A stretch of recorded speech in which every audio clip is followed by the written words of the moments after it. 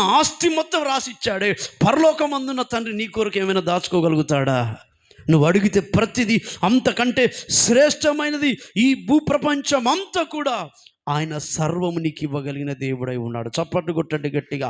అబ్రహామును ఆశీర్వదించి ఇదిగో సమస్త జనులకు తండ్రిగా మార్చిన, విశ్వాసులకు వీరిగా మార్చిన దేవుడే ఈరోజు వరకు సజీవునిగా ఉన్నాడు. దేవుని బిడ్డలారా, నువ్వు ఎప్పుడు కష్టాల పాలైపోయి, నష్టాల పాలైపోయి, ఎప్పుడు దుఃఖంతో వేదనతో ఏడుస్తూ కూర్చొని ఉండాలని దేవుని ఉద్దేశం కాదు. వారి వారి క్రియలను బట్టి, వారి వారి స్వభావాన్ని బట్టి దేవుడు ఆయా సందర్భాలలో కఠినమైన మార్గాలను నడిపిస్తూ వారిని మరలా మెరుగుదిద్దుతూ శుద్ధ సువర్ణంగా మార్చి అనేకులకు ప్రకాశించే జ్యోతిగా నిన్ను నిలబెడతాడు. ఆమేన్.